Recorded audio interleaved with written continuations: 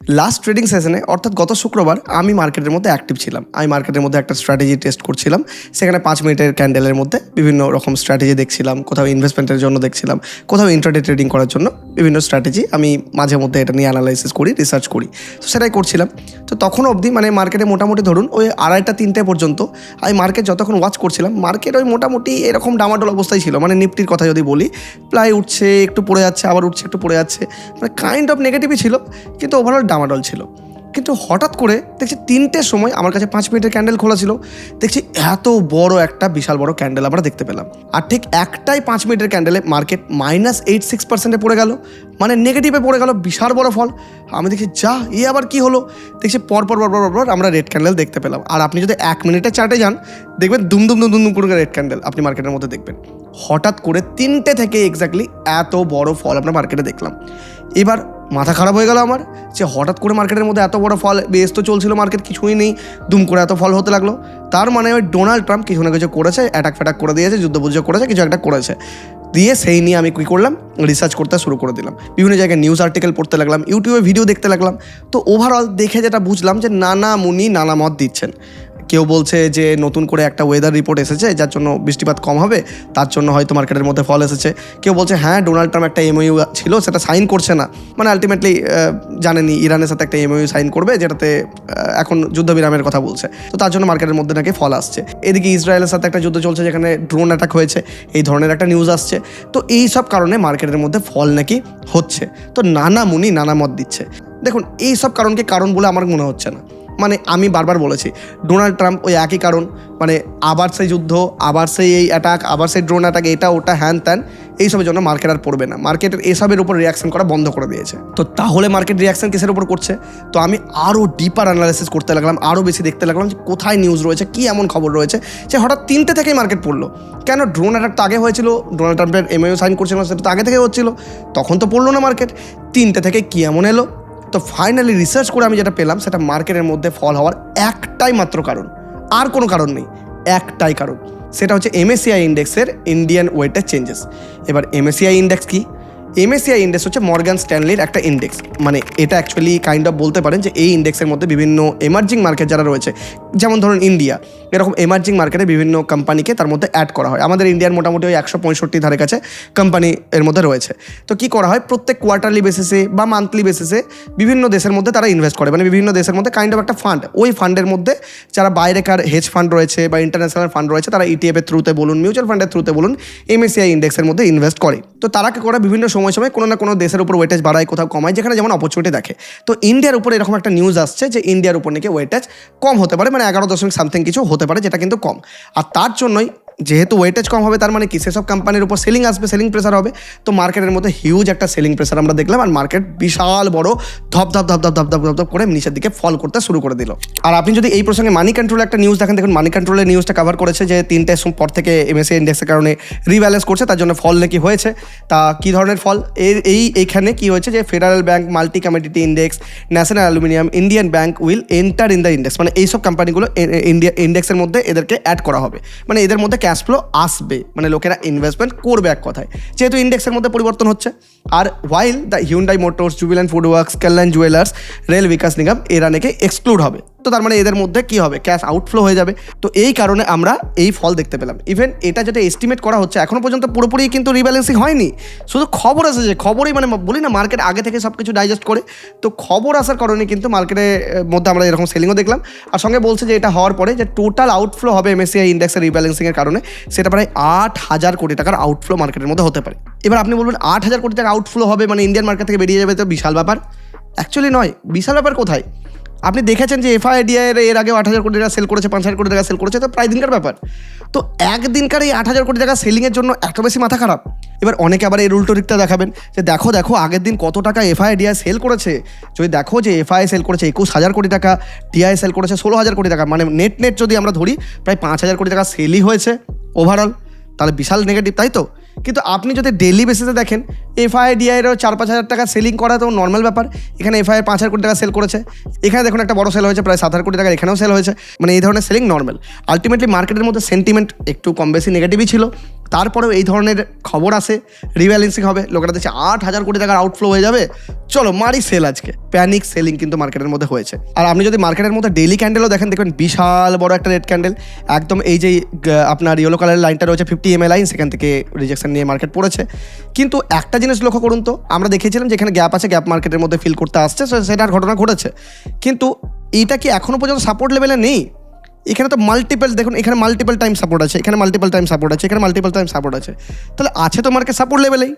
এবার আপনাকে এর আগেও বলেছি যে মার্কেট আছে তার সাপোর্ট লেভেলে। সাপোর্টে আছে মানে কি? রেড ক্যান্ডেল মানে ভয়াবহ একটা ব্যাপার? একদমই নয়। সাপোর্টে আছে মানে ওটা সাপোর্ট, ওটা রেড হোক গ্রিন হোক, সাপোর্ট মিনস সাপোর্ট। হ্যাঁ, নেক্সট দিন যদি আমাদের মার্কেট যদি এখানে আমাদেরকে একটা গ্রিন ক্যান্ডেল সুন্দর করে বানিয়ে দেয়, দ্যাটস ভেরি গুড, আমরা ভালো মনে করব। কিন্তু সাপোর্টে আছে, তাহলে ঘাবড়ানোর কিছু নেই। হ্যাঁ, সাপোর্ট ব্রেক করে যদি এখানে ফল হয়, দেখা গেলো এরকম একটা ফল করছে সাপোর্ট ব্রেক করে, তাহলে আমরা ভাববো যে না, মার্কেট নেগেটিভ চলে গেছে। তাই কি হয়েছে? তা তো হয়নি। তাহলে কিসের এত ঘাবড়ানোর ব্যাপার? আর আপনি যদি উইকলি ডাটাও চেক করেন, দেখবেন উইকলি ডাটাতেও আমরা যদি এই দাগটা সরিয়ে নিই, দেখুন উইকলি ডাটাতেও দেখবেন যে এখানে যে গ্রিন ক্যান্ডেলটা বানিয়েছে, এত বড় গ্রিন ক্যান্ডেল, তার মিডিল পজিশনে আছে। নর্মালি বলা হয় বিশাল বড় কোনো গ্রিন ক্যান্ডেলের মিডিল পজিশনটা সাপোর্ট হিসাবে ধরা হয়। তো মার্কেট ওভারঅল উইকলি বেসিসেও সাপোর্ট লেভেলেই আছে, যেটা কিন্তু খুব পজিটিভ সাইন তাও নয়, কিন্তু নেগেটিভও খুব একটা নয় যে সাপোর্টে আছে মানে সেল করে দিই, সব কিছু প্যানিক করে দিই, ভয় পেয়ে যায়, না, এইরকম কিছু মনে হচ্ছে না। আর আপনি যদি দেখেন যে যদি mid cap small cap index আপনি দেখেন চেক করে, তাহলে দেখবেন, আমরা যদি মিড ক্যাপের উইকলি চার্ট ওপেন করি, তাহলে দেখবেন যে মিড ক্যাপ ইন্ডেক্স সব থেকে স্ট্রংগেস্ট ইন্ডিকেটর। ওই যে আগের সপ্তাহে বলেছিলাম যে জিম করে একদম পাওয়ারফুল হয়ে গেছে মিড ক্যাপ। তো মিড ক্যাপ কি দেখছেন যে একদম রেজিস্ট্যান্সের কাছে আছে, আর রেজিস্ট্যান্সের কাছে ব্রেকআউট দিয়েছে, কিন্তু এখানে একটা রেড ক্যান্ডেল বানাচ্ছে। কিন্তু এই যে রেজিস্ট্যান্সের কাছে ব্রেকআউট দিয়ে এখানে তো কনসলিডেট করছে, তো রেড বানালো তো ডাজন্ট ম্যাটার, এমন কিছু নয়। রেড বানিয়েছে, ওখানে আছে তো আছে, কোনো প্রবলেম নেই। হ্যাঁ, প্যানিক সেলিং ছিল, কিন্তু তার মানে কি ভয় পেয়ে যাব? না, এমন কিছু ভয় পাওয়ার কারণ নাই। কারণ দেখুন, শুধু আপনাকে মিড ক্যাপ দেখলেই হবে না, তার সাথে সাথে বাকি মার্কেট ক্যাপগুলো দেখুন। দেখুন নিফটি স্মল ক্যাপ যদি লক্ষ্য করেন, তাহলে দেখুন স্মল ক্যাপ, এটা উইকলি চার্ট দেখাচ্ছে, স্মল ক্যাপ এক্স্যাক্টলি তো সাপোর্ট লেভেল আছে। হ্যাঁ, ক্যান্ডেলটা একটু দেখতে একটু অন্য ধরনের ক্যান্ডেল লাগছে, মনে হচ্ছে শুটিং স্টারের মতো ক্যান্ডেল, কিন্তু মনে রাখবেন শুটিং স্টার সবসময় উপরে তৈরি হয়, মিডিলে শুটিং স্টার তৈরি হলে তার কোনো ভ্যালু নেই। তাহলে আপনি বলবেন মিডিলে শুটিং স্টার তৈরি হলে এটা কি শুটিং স্টার নয়? না, তাহলে ওটা কি?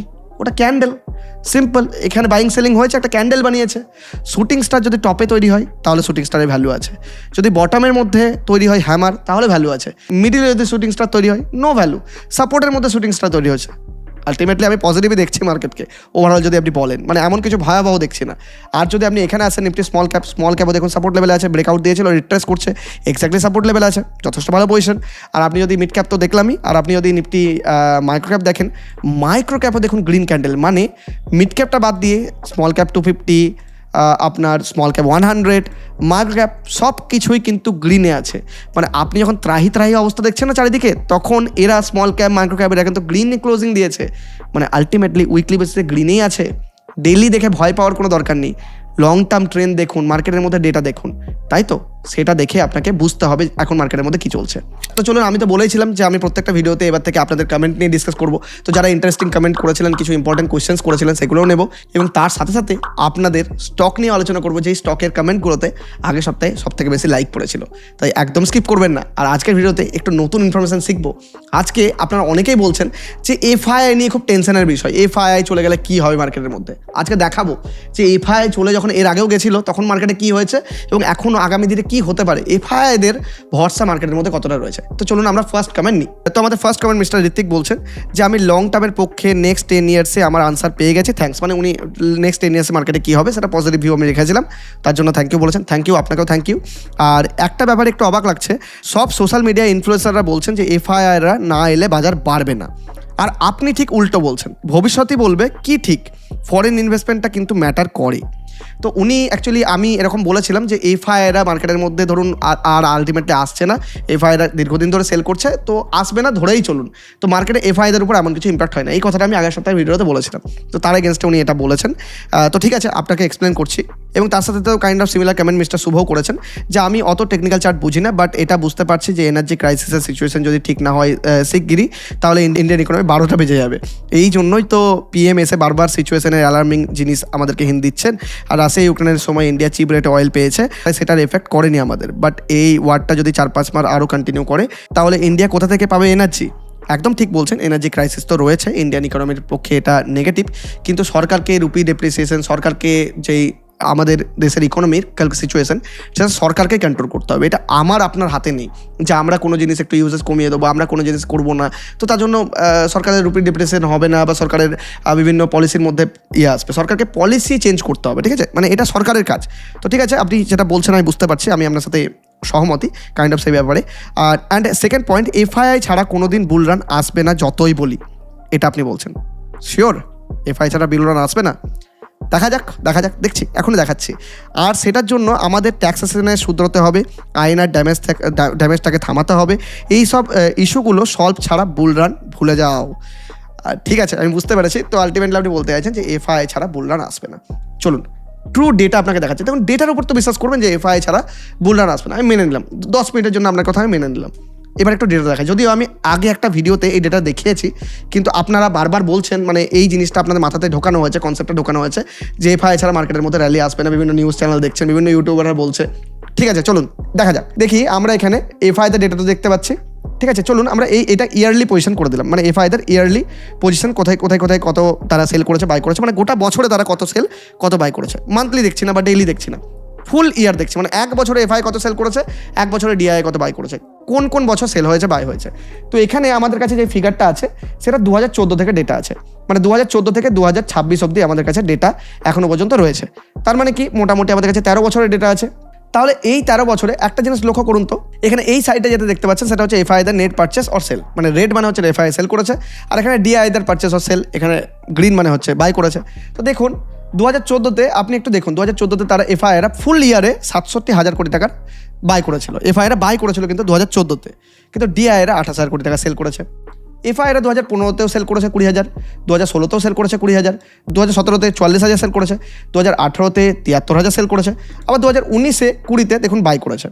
আবার দেখুন তারপর থেকে 2021-এ সেল, 2022-এ বিশাল বড় সেল 2,78,000 কোটি টাকা সেল, 2023-এ 16,000 কোটি টাকা সেল, 2024-এ 3 লাখ কোটি টাকা সেল, 2025-এও 3 লাখ, আর 2026-এ অলরেডি 3 লাখ ছুঁই অবস্থা হয়ে গেছে প্রায়, মানে এত সেল করেছে।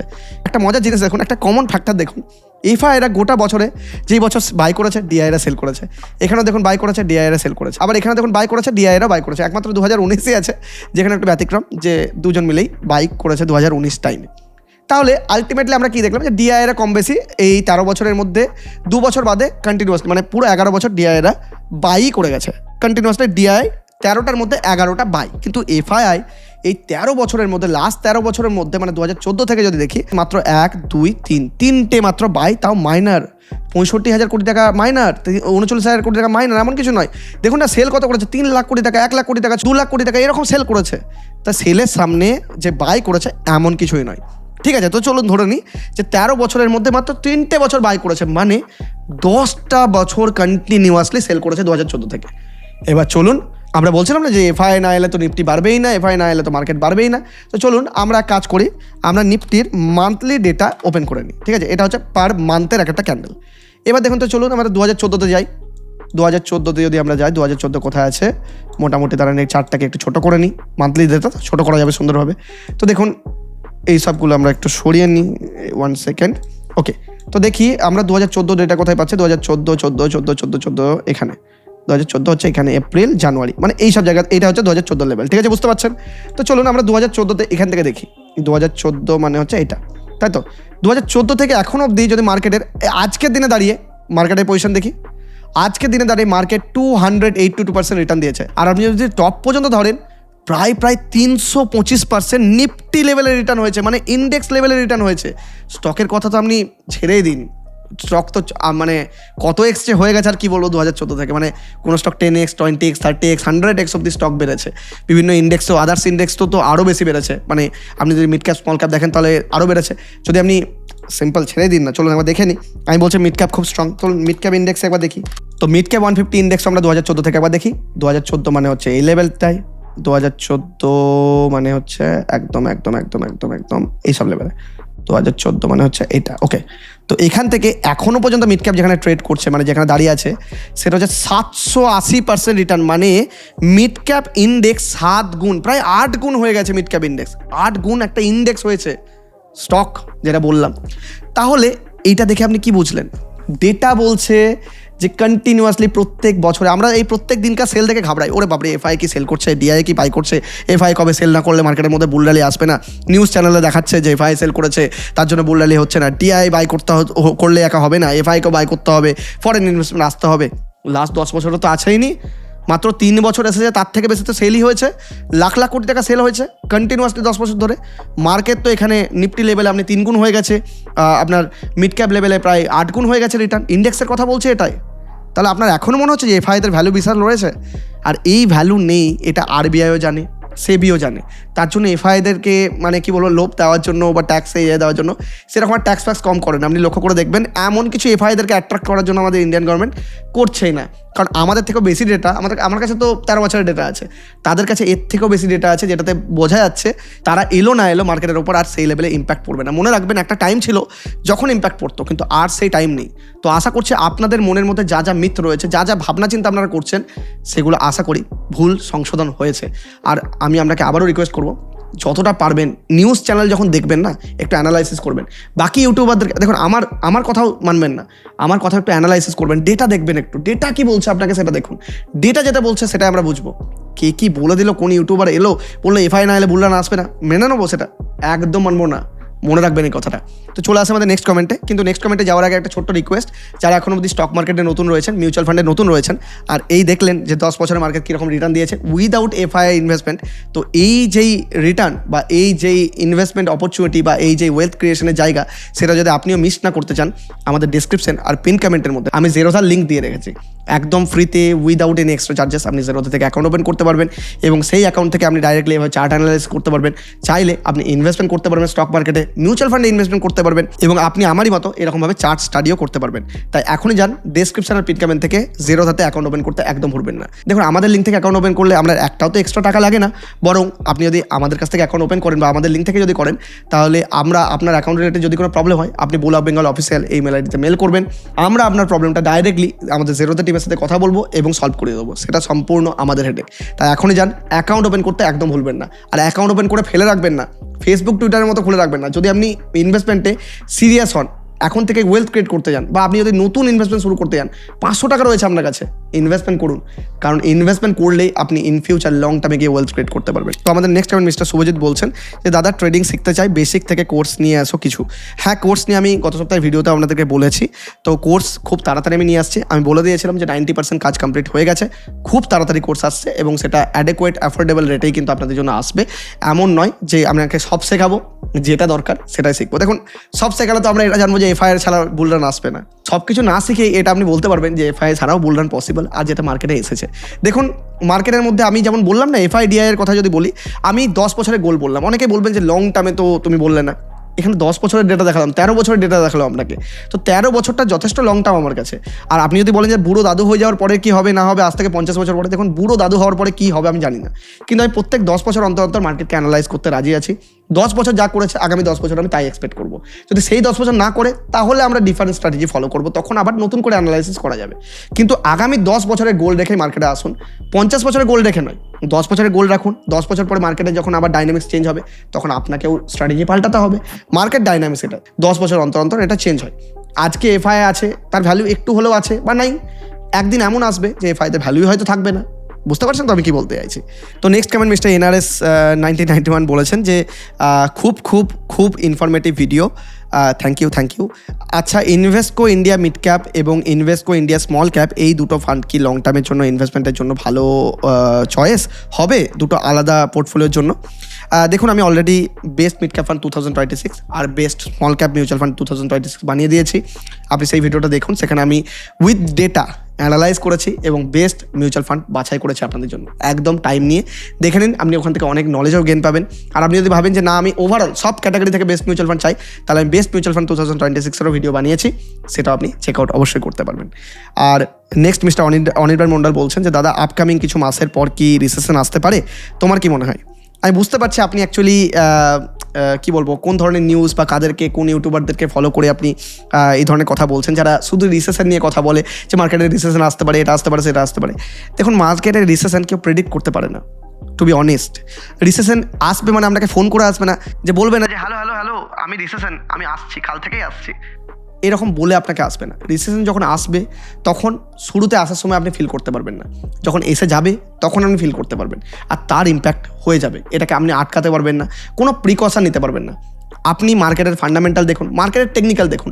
ফান্ডামেন্টাল টেকনিক্যাল যতদিন সাপোর্ট দেবে ততদিন আমরা মার্কেটে থাকবো, যখন সাপোর্ট দেবে না তখন ইনভেস্টমেন্ট স্ট্র্যাটেজি চেঞ্জ করব। কিন্তু এই মুহূর্তে মার্কেট ডাইনামিক্স দেখে, মার্কেটের আর্নিংস দেখে, মার্কেটের স্ট্রাকচার দেখে, আগের বার তো ডিসকাস করলাম যে এখন মিড ক্যাপ স্মল ক্যাপের মধ্যে দারুণ আর্নিংস দেখা যাচ্ছে, তো সেই স্ট্রাকচার দেখে আমার মনে হচ্ছে না যে কোনো রিসেশন এসেছে বা আসতে পারে। ঠিক আছে, আগামী দিনে চলে আসবে কি না আসবে, বিপর্যয় হবে কি না, ভূমিকম্প হবে কি না, দুর্ঘটনা হবে কি না, দেখুন জ্যোতিষী নয়, আমি বলতে পারবো না। তো আপনি একটু ডেটা ড্রিভেন অ্যানালাইসিস করুন বা নিজেও একটু দেখুন। কেউ কিছু বলে দিল সেটাতে বিশ্বাস করবেন না, প্যানিক ক্রিয়েট করলেও বিশ্বাস করবেন না। আর ভিডিওর মিডিলে একটা ছোট্ট রিকোয়েস্ট, আমি দেখতে পাচ্ছি যে আগের থেকে অনেক বেশি পরিমাণ ভিডিওতে লাইকও করছেন, কমেন্টও করছেন, শেয়ারও করছেন, কিন্তু সাবস্ক্রাইব করতেই ভুলে যাচ্ছেন। প্লিজ ভিডিও ভালো লাগলে, ইনফরমেটিভ লাগলে সাবস্ক্রাইব করতে একদম ভুলবেন না। একটা ভিডিও বানাতে অনেক রিসার্চের প্রয়োজন হয়, একটু সাপোর্ট আপনার কাছ থেকেও আমি এক্সপেক্ট করি, প্লিজ একটু সাপোর্ট করবেন। নেক্সট মিস্টার মৃণাল কান্তি বলছেন যে টেলিগ্রাম গ্রুপ চাই সুন্দরভাবে বোঝাবার জন্য, ধন্যবাদ। Thank you. টেলিগ্রাম গ্রুপ নিয়ে আমি আগের সপ্তাহে ভিডিওতে কমেন্ট করতে বলেছিলাম, কিন্তু দেখলাম যে টেলিগ্রাম গ্রুপ নিয়ে খুব বেশি কমেন্ট কিন্তু আমি এখনো অবধি পাইনি। জয়দেব দত্ত বলেছেন যে টেলিগ্রাম চ্যানেল দরকার। থ্যাংক ইউ মিস্টার জয়দেব, আমি এটা নিয়ে ভাবনা চিন্তা করছি। তো টেলিগ্রাম গ্রুপ নিয়ে আমি ভেবেছিলাম যে আমি যদি বেশ কিছু কমেন্ট পাই তাহলে আমি টেলিগ্রাম লঞ্চ করব। তো টেলিগ্রাম নিয়ে আমি এখনও পর্যন্ত টেলিগ্রামের প্রিমিয়াম গ্রুপ নিয়ে আমি অনেক কমেন্ট পাইনি। মানে আমার মনে হয় যে আপনারা এতটাও বেশি ইন্টারেস্টেড নন টেলিগ্রাম নিয়ে। তো যদি ইন্টারেস্টেড থাকেন আমি আজকেও বলবো যে কমেন্ট করে জানান। আমি যদি রেগুলার টেলিগ্রাম নিয়ে এরকম কমেন্ট পাই অবশ্যই আপনাদের জন্য কোনো প্রিমিয়াম গ্রুপ নিয়ে আসার চেষ্টা করব আমি, এবং সেখানে আমি চেষ্টা করবো আমার কোনো প্রিমিয়াম থট বা আমার কোনো যেটা আমি থট মনে করছি বা আমি কোনো আইডিয়া পাচ্ছি মার্কেট থেকে সেটা আপনাদেরকে প্রোভাইড করার। আর নেক্সট টেক অ্যানাউন্সমেন্ট, এই চ্যানেলটি লিখেছেন যে how can I contact you. দেখুন আপনি বুল অফ বেঙ্গল অফিসিয়াল এখানে তো মেল করতেই পারেন, সঙ্গে আমাদের বুল অফ বেঙ্গলের ফেসবুক আইডি আছে, ইনস্টাগ্রাম আইডি আছে, আপনি সেখানে মেসেজও করতে পারেন আমাদেরকে, এভাবে কন্ট্যাক্ট করতে পারেন আপনি। আর কমেন্ট সেকশন তো ফাঁকাই রয়েছে, কমেন্ট সেকশনেও আপনি করতে পারেন। তো চলুন এবার করা যাক স্টক নিয়ে আলোচনা, যেটা আগের সপ্তাহে সবথেকে বেশি লাইক পড়েছিল। আর এই সপ্তাহে যদি আপনারা চান যে আগামী দিনেও আপনাদের স্টক নিয়ে আলোচনা করি, তাহলে আপনারা কমেন্টে লিখুন যে স্টক নিয়ে আপনি জানতে চান এবং তার রিজন দিন, এবং সেই কমেন্টের মধ্যে যদি সবথেকে বেশি লাইক পড়ে তাহলে আমি সেই কমেন্ট নিয়ে মানে সেই স্টক নিয়ে ইন ডেপথ আপনাদের সাথে অ্যানালাইসিস করব। মিস্টার সুরজিৎ জানা বলেছেন যে দাদা অশোক লেল্যান্ড স্টক নিয়ে বলো না, আগের সানডেতে ভিডিওতে কমেন্ট করেছিলাম, 12টা লাইক পড়েছিল, তাই বললে না। হ্যাঁ ঠিক আছে, মেবি মিস করে গেছে আমি, হয়তো রাগ করবেন না, এবার তো নিলাম। তো অশোক লেল্যান্ড নিয়ে একটু বলা যাক। দেখুন টেকনিক্যাল চার্ট আমি অ্যানালাইসিস করছি না ফর রেগুলেটরি পারপাস, কিন্তু আমি ফান্ডামেন্টাল যদি আমার সাথে ডিসকাস করি তাহলে আমরা দেখতে পাচ্ছি যে মোটামুটি অশোক লেল্যান্ড চার্টের মধ্যে প্রায় এখনও পর্যন্ত তার টপ থেকে প্রায় আপনি ধরে চলতে পারেন প্রায় বটম অব্দি 33% ফল করে গেছিলো, আর এখনও পর্যন্ত প্রায় ওই 28%-এর ধারে কাছে ফল করেই রয়েছে। আর এটা মোটামুটি ফল করেছে, এই চার্টটা আমি দেখতে পাচ্ছি প্রায় ওই আপনার ডিসেম্বর কোয়ার্টারের রেজাল্ট আসার পর থেকে এই চার্টের মধ্যে ফল আমরা দেখতে পাচ্ছি। তো দেখি অশোক লেল্যান্ডের মধ্যে অ্যাকচুয়ালি প্রবলেম কী হলো। দেখুন অশোক লেল্যান্ডের কোয়ার্টারলি রেজাল্টে যদি আমরা যাই তা দেখতে পাবো যে যেখান থেকে ফল করেছে সেখান থেকে যদি চেক করি সেটা হচ্ছে আপনার ডিসেম্বর 2025, তা সেখানে দেখবো যে এখান থেকে 12,000 থেকে 14,000 17,000 বেড়েই তো সে পার্সেন্টেজ রিটার্নও বেড়েইছে, যদিও লাস্ট কোয়ার্টারে একটু খারাপ করেছে পার্সেন্টেজ, আপনার 23% থেকে কমে 17% হয়ে গেছে। ঠিক আছে, দেখা যাক। প্রফিট একটু দেখি, প্রফিট দেখুন লাস্ট 3 কোয়ার্টারে খারাপ তো করেনি, ভালোই করেছে, তার সত্ত্বেও কিন্তু স্টক ফল করেছে প্রায় 30%-এর ধারে কাছে। আর আপনি যদি প্রমোটার হোল্ডিং, এফআইডিআই হোল্ডিং দেখেন সেগুলো ভালো আছে, খারাপ কিন্তু লাগছে না। আর সেলস যদি আপনি প্রফিট অ্যান্ড লস স্টেটমেন্টে দেখেন তাহলে দেখবেন 15,000 কোটি টাকা থেকে বাড়তে 56,000 কোটি টাকায় চলে আসছে, যেটাও দারুণ সেল বলা যেতে পারে। তাহলে স্টকটা ফল কেন করছে? দেখুন এর ফল করার পিছনে বিশেষ কয়েকটা রিজন রয়েছে। কীরকম? যে অশোক লেল্যান্ড এই Q4-এ যে রেকর্ড কোয়ার্টারলি প্রফিট করেছে, কিন্তু তার সত্ত্বেও রেভিনিউ বেড়েছে, কিন্তু তার সত্ত্বেও এই স্টকটা পড়ছে। কেন পড়ছে? যে ভারতের কমার্শিয়াল ভেহিক্যাল সাইকেল, মানে যেগুলো কমার্শিয়াল ভেহিক্যাল সেগমেন্টে আছে, এরা তো কমার্শিয়াল ভেহিক্যাল বেশি বানায়, তো কমার্শিয়াল ভেহিক্যাল সেগমেন্টে পিক করেছিল, কিন্তু M&HCV মোট প্রায় 4.3 লক্ষ ইউনিট সেল করেছে আর কি। Q3-তে FY26-এ এই ইন্ডাস্ট্রি প্রায় ভলিউম 3% ইয়ার অন ইয়ার কমেছে। এটা সাইক্লিক্যাল টার্নিং হতে পারে, মানে ইয়ার অন ইয়ার বলতে পারেন যে এই যে চাহিদা সেটা কমেছে। আর সিভি সাইকেল মানে কমার্শিয়াল ভেহিক্যাল সাইকেল সাধারণত 3-5 বছর অন্তর হয়, বর্তমানে সেটা আপ সাইকেল চলছিল, 2021 থেকে শুরু হয়েছিল, কিন্তু সেই সাইকেলটি এখন ম্যাচুয়ার স্টেজে চলে গেছে। মানে এক কথায় বলতে চাইছি যে কমার্শিয়াল ভেহিক্যাল যে পিক 2021 থেকে হয়েছিল সেটা 2025-এ গিয়ে একটু থেমেছে, মানে স্ট্যাগনেন্ট হয়েছে। মানে আর বাড়ছে না। আর অ্যানালিস্ট কনসেনসাস বলছে যে রেভিনিউ মিক্স হয়েছে লাস্ট কোয়ার্টারে, আর আপনার অ্যাক্সিস ডাইরেক্টের একটা রিপোর্ট অনুযায়ী বলছে যে এর রেভিনিউ লাস্ট কোয়ার্টারে মিস করেছে। ওই যে বললাম যে 24 থেকে এই যে এখানে দেখতে পেলেন যে 23% থেকে কমে 17% হয়ে গেছে, কমেছে এখানে আপনার। আর তার সাথে সাথে আরেকটা কারণে কি দিচ্ছে যে অশোক লেল্যান্ডের মোট এক্সপোর্টের 30% ওয়েস্ট এশিয়া আর নর্থ আফ্রিকায় হয়ে থাকে, কিন্তু প্রথম পাঁচ কি হচ্ছে যে Q3-তে এদের এক্সপোর্ট ভলিউম 8% ইয়ার অন ইয়ার কমেছে, মানে মিডল ইস্টে। কেন? মিডল ইস্টে তেলের আয় কমে যাওয়া, আফ্রিকার ইনফ্রাস্ট্রাকচার স্পেন্ডিং পজ হয়ে যাওয়া, বিভিন্ন কারণের জন্য ওখানে অতটা ভলিউম নেই, ভলিউম কম হয়েছে। আর দ্বিতীয় পাঁচ কোথায় হয়েছে যে আপনার ওয়েস্ট এশিয়ার মধ্যে ক্রাইসিস ছড়িয়ে পড়েছে, ইন্ডিয়ান অটোমোবাইল কোম্পানিজের উপর ওয়েট অ্যান্ড ওয়াচ মোডে আছে। মানে ওয়েস্ট এশিয়ার যেই ঝামেলা ঝঞ্ঝাট চলছে তার মধ্যে সব সেক্টরের উপরে কম বেশি একটু না একটা অ্যাটাক হয়েইছে, ঠিক আছে? তো এইসব কারণেই এই কোম্পানির উপর এই মুহূর্তে আমরা ফল দেখতে পাচ্ছি। কিন্তু আপনি যদি মনে করেন যে আগামী দিনে কমার্শিয়াল ভেহিকেলের ফিউচার রয়েছে, আগামী দিনে কমার্শিয়াল ভেহিকেল আরও বাড়বে, মানুষের চাহিদা আরও বাড়বে, ইনফ্রাস্ট্রাকচার আরও বাড়বে, ইন্ডিয়াতে আরও গ্রো করবে, বিদেশেও আরও গ্রো করবে, তাহলে এইসব ধরনের কোম্পানির ফিউচার রয়েছে। এবার এটা আপনাকে ভাবতে হবে যে থিম কি এখনও প্লে করছে কি না। দেখুন, আমার তো মনে হয় যে ইনফ্রাস্ট্রাকচার আগামী দিনে আরও বেশি গ্রো করবে, তাই ইনফ্রাস্ট্রাকচারে গ্রো হলে কমার্শিয়াল ভেহিকেলের চাহিদাও বাড়বে, কারণ আলটিমেটলি ইনফ্রাস্ট্রাকচার ভেহিকেলের সাথেই সম্পর্কিত। যত বেশি ইনফ্রা গ্রো করবেন তত বেশি আপনার ভেহিকেলের প্রয়োজন হবে, প্রোডাকশন ইউনিটের প্রয়োজন হবে, যে মালপত্র এদিক থেকে ওদিকে নিয়ে আসা ব্যবসা বাণিজ্যের ক্ষেত্রেও কাজে লাগবে। তো আগামী দিনে লং টার্ম স্টোরি ইন্ট্যাক্ট আছে, কিন্তু শর্ট টার্ম বেসিসে কিছুটা পেন অবশ্যই রয়েছে। দেখুন, আমি আমার স্টাডি শেয়ার করছি, কোনো বাই সেল রেকমেন্ডেশন একদমই নয়, তাই নিজে অবশ্যই স্টাডি করে নেবেন। তোমাদের নেক্সট কমেন্টে মিস্টার নীলাদ্রি দাস বলছেন যে বিশাল মেগামার্ট নিয়ে অ্যানালাইসিস করুন। ঠিক আছে, করা যাক অ্যানালাইসিস বিশাল মেগামার্ট নিয়ে। দেখুন, বিশাল মেগামার্ট আইপিও স্টক, খুব বেশি যে নতুন স্টক সেটা একদমই নয়। বিশাল মেগামার্টকে আমরা যদি টপ থেকে ধরি তাহলে প্রায় আপনার টপ থেকে প্রায় এখন মানে পড়ে গেছিলো, অনেকটাই পড়েছিল, 37% পড়েছিল। এখন পর্যন্ত যেখানে ট্রেড করছে ওই মোটামুটি আপনি ধরে চলতে পারেন 22-23% এখন অবধি ট্রেড করছে। কবে ফল করেছিল এটা? প্রায় আপনার জুনের 2025-এর রেজাল্টের পর থেকে। তো দেখা যাক জুনের 2025-এর রেজাল্টের পরে কী হয়েছিল এই কোম্পানির মধ্যে, বিশাল মেগামার্টে এত বেশি ফল আমরা দেখতে পাচ্ছি এটাদের মধ্যে। দেখি আমরা কোয়ার্টারলি ডেটাতে যদি চলে যাই, তা জুন 2025-এ দেখুন এখান থেকে 23% থেকে কমে 20, 22, 17, 22, ঠিকই আছে, ঠিকই তো লাগছে। আর এখানেও দেখুন সেলস মোটামুটি বাড়ছে, কিন্তু আপনি যদি প্রফিট দেখেন তাহলে প্রফিট দেখুন প্রায় 206 থেকে মোটামুটি 168 প্রফিট কিন্তু কমেছে, তাহলে তো নেগেটিভ। সেলস স্ট্যাগনেট আছে, প্রফিট কমেছে, এটা কিন্তু খুব একটা ভালো সাইন নয়। আর আপনি যদি একটা মজার জিনিস দেখেন, লাস্ট প্রায় 2023 থেকে যদি লাস্ট 3 বছরের ডেটা দেখি, তো দেখুন 205 থেকে সেল মানে 205 থেকে প্রফিট আপনার সেই কমে এসে আলটিমেটলি মানে 205 থেকে হাইয়েস্ট প্রফিট একবার মাত্র বেড়েছিল, এখানে 206 করেছিল, এখানে 303 করেছিল, কিন্তু লাস্ট 3 বছরে এমন কিছু কিন্তু প্রফিট গ্রো করতে পারেনি। তার মানে কি, আপনাকে সবসময় বলেছে স্টক মার্কেটে প্রাইসে গ্রোথ নিয়ে আসতে গেলে সেলও বাড়তে হবে, প্রফিটও বাড়তে হবে। কিন্তু সেল ধরুন একটু স্ট্যাগনেট হলো বা ধীরে ধীরে ধীরে বাড়ছে, প্রফিট বাড়ছে, তাহলে কিন্তু মার্কেটের মধ্যে সেটা র্যালি দেবে। কিন্তু যদি দেখেন সেল ঝিমাচ্ছে, একটু বাড়ছে একটু কমছে, প্রফিট কমছে, তাহলে তো মার্কেটের উপর সেটাতে পেন তো হবেই, সেটাই আমরা হতে দেখলাম। আর আপনি যদি ইনভেস্টার লেভেলে দেখেন, দেখুন প্রোমোটার একটা ইউনিক লেভেল দেখুন, প্রোমোটার 76% থেকে কমিয়ে 40 হয়ে গেছে। ভয় লাগবে, ওরে বাপরে এত খারাপ। কিন্তু দেখুন এফআইদেরও 6% থেকে বেড়ে 22 হয়ে গেছে, ডিআইদেরও 9% থেকে বেড়ে 32 হয়ে গেছে। আর মেন যেটা দেখবো, পাবলিক হোল্ডিং কি বেড়েছে? না, 7% থেকে কমতে 5% হয়েছে, যেটা কিন্তু পজিটিভ দিক আমরা বলতে পারি। ফান্ডামেন্টালি স্ট্রং আমরা বলতে পারি এই ধরনের যেসব ফান্ডামেন্টাল রয়েছে যেসব কোম্পানির ক্ষেত্রে। এবার ব্যাপার হচ্ছে তার সত্ত্বেও এই কোম্পানির ফল কেন হয়েছে? দেখুন, ফলের পিছনে বেশ কিছু রিজন রয়েছে। যখনই আপনি দেখবেন যে ফান্ডামেন্টাল ওয়াইজ বিরাট খারাপ নয় কিন্তু ফল হচ্ছে, তার মানে কোনো আউটসাইডার নিউজ রয়েছে। কীরকম? এই কোম্পানিটা একটা মজার জিনিস, ওই বললাম না 76% থেকে প্রোমোটার কমিয়ে 40% নিয়ে চলে আসছে। দেখুন এখানে কি হয়েছে, যে সামায়াত সার্ভিসেস এলএলপি হলো কেদারা ক্যাপিটালের অ্যান্ড সুইজারল্যান্ড ভিত্তিক পার্টনার গ্রুপের একটি স্পেশাল পারপাসে তৈরি। এই দুটো প্রাইভেট ফার্মকে 2018 সালে এই কোম্পানি মানে আপনার বিশাল মেগামার্ট কিনেছিল, এবং তারপরে 6 বছর ধরে কোম্পানিকে বিল্ড করে, মানে একটা কোম্পানি কিনে 6 বছর ধরে বিল্ড করে তারপর আইপিওতে এক্সিট করে। আইপিওটা কী ছিল? 100% অফার ফর সেল। দেখুন, অফার ফর সেল আমার নর্মালি ভালো লাগে না। মানে অফার ফর সেলে কী হয়, মানে যারা এখন ইনভেস্টার রয়েছে তাদেরকে এক্সিট দেওয়ার জন্য অফার ফর সেল করা হয়, মানে কথা ইনভেস্টাররা বিচ্ছে শেয়ার, ঠিক আছে, সোজা ভাষায় বলতে গেলে। তো এবার কী হলো, জুন 17-তে প্রথম ধাক্কা কী হলো, এই যে কোম্পানির যে এলএলপি শেয়ার ছিল সেটা 19.6% স্টেক ছিল, মানে প্রায় 10,000 কোটি টাকার। এটা ওপেন মার্কেটের মাধ্যমে সেল করেছিল, কিন্তু ওপেন মার্কেটে সেল যখন করে তখন 12% কম দামে সেটা সেল করে, মানে ফ্লোর প্রাইস 12% কম হয়, সেখান থেকে ফল করে। মানে আলটিমেটলি আপনি যখন বাল্ক ডিল করছেন তখন তো ডিসকাউন্ট দিতে হবে শেয়ারের, ডিসকাউন্ট দেওয়ার কারণে শেয়ারের দাম পড়ে যায়। আর তার সাথে সাথে সেকেন্ড ধাক্কা কী হয়েছিল, এই সামারাত কোম্পানিতেও 13.96% স্টেক সেল করেছে, সেটা প্রায় 7,000 কোটি টাকা স্টেক ছিল। এটাকে ব্লক ডিলের মধ্যে প্রায় আপনার ডিসকাউন্ট দেওয়া হয়েছিল, 10% মতো ডিসকাউন্ট দেওয়া হয়েছিল। এর জন্য মার্কেটের মধ্যে ফল আমরা দেখতে পারি। তার মানে এক কথা আপনি বলতে পারেন যে প্রোমোটার হোল্ডিং মার্চ থেকে 74 থেকে কমে 40% এসে দাঁড়িয়েছে। তাই প্রোমোটারের পার্সেন্টেজ কম, প্রোমোটারের কাছে পার্সেন্টেজ কমছে। এবার কোথায় গেছে? FIDI এর কাছে গেছে, এটা খারাপ নয়, কিন্তু যেহেতু ওই ফ্লোর প্রাইসই কম দেওয়া হয়েছে, মানে যখন বাল্ক ডিল করেছিল না, তখন বলেছিল, আগেই বলেছিল ডিসকাউন্ট 10% দিলাম।